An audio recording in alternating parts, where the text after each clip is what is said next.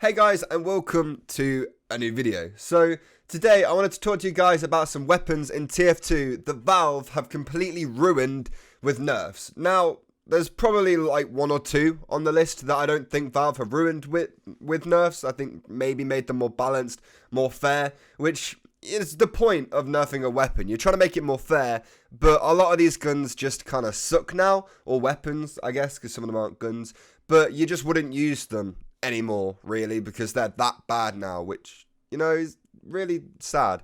I also don't think I could use killing in the title, like weapons Valve killed with nerfs in the title. YouTube will probably demonetize me.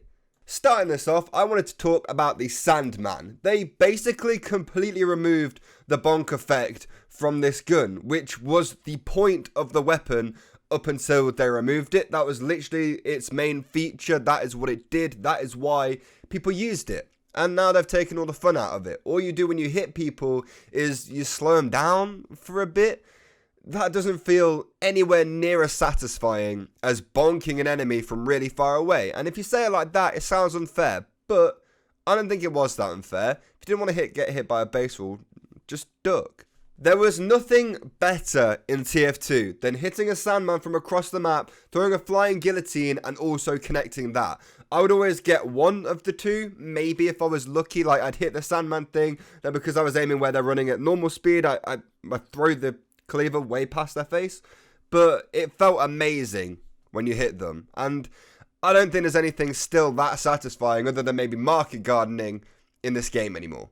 Secondly, I wanted to talk about the Ambassador. They basically removed headshots from a long range, or made the fact that headshots will register as one randomly. Like, I don't know really what they did, but they've basically removed the fact that the Ambassador can headshot people unless you're very, very close to them. And even then, I don't know if they're going to give it or not sometimes.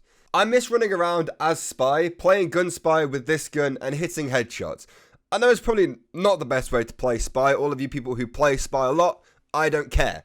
That's how I wanted to play it, and that's how I did play it, and I had fun. But now I actually have to play sort of like a normal Spy, which I don't enjoy. I am a bit of a hypocrite because as soon as somebody headshot me from across the map, I'm not okay with it. But when I'm doing it to other people, it's fine. Talking about the Spy, I think this next one was actually quite obvious, and that was the Dead Ringer. You used to be able to tank so much damage using this weapon. You basically became unkillable, and it was so stupid. A lot of Spies used it as like a crutch or a like get out of jail free card. If they ran into too much trouble, you activate that, and somehow you still manage to run away, even though there's 20 people in that room. This one is one of the ones I said at the beginning that is actually probably for the best that this happened. It was fun to use or whatever, but nowadays you don't have to deal 1,000 damage to a Spy and wonder if you've got the kill yet or not, or if he's still alive somewhere just waiting for you. I know a lot of people though disagree with that and they prefer the old Dead Ringer, so let me know in the comments which one you prefer. Moving back over to another scout weapon, we have the Soda Popper, and I want to say, I found this gun very fun when you literally charged it up by running around, and as soon as the bar filled up, you had mini crits activated straight away. I thought it was a really fun way to play Scout. Completely unfair, like there is no way that was fair, but it was still fun. I'm not like a massive fan of how the Soda Popper is now. It's definitely more fair, but slightly more useless for pretty much every map in the game. So there's no reason really to pick that over the regular scattergun, unless you're going to be jumping around a lot. And finally, I wanted to talk about the extinguisher. This weapon used to be amazing. I actually enjoyed playing Pyro when I used this weapon back in the day. I sound so old, but it's so true. I am actually quite old. I've been playing this game since 2012. Jesus. But back when you used to be able to set somebody on fire, blast them up into the air, and swap really quickly to the extinguisher when you were using the degreaser, and hit them for 195 damage, was so nice. Absolutely unfair when it happened to me, but while I was doing it to other people, it was so fun. Now that I'm talking about the nerfs like this, a lot of them sort of make sense. The Dead Ringer, I don't know how it lasted as long as it did, like it was.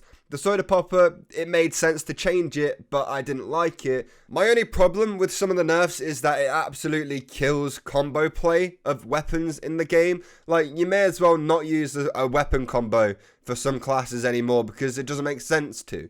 You may as well, as Scout, just use a scattergun all the time. Maybe a pistol, but that's only if you want to. The Mad Milk's fine, but they're not combos that work well together. Like, those two weapons are designed to go together.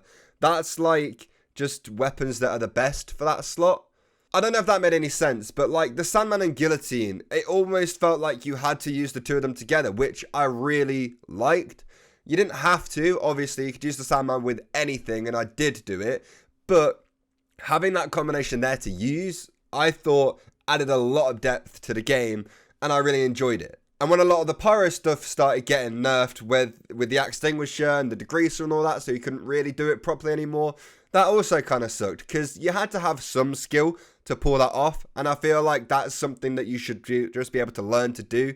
You don't pay for the weapons, you get the weapons for free eventually, so I feel like it was still kind of fair to have it in the game, but at the same time, it sort of makes sense. I don't know if any of that last bit made sense to any of you whatsoever, but it made sense in my head, so I'm going to leave it in.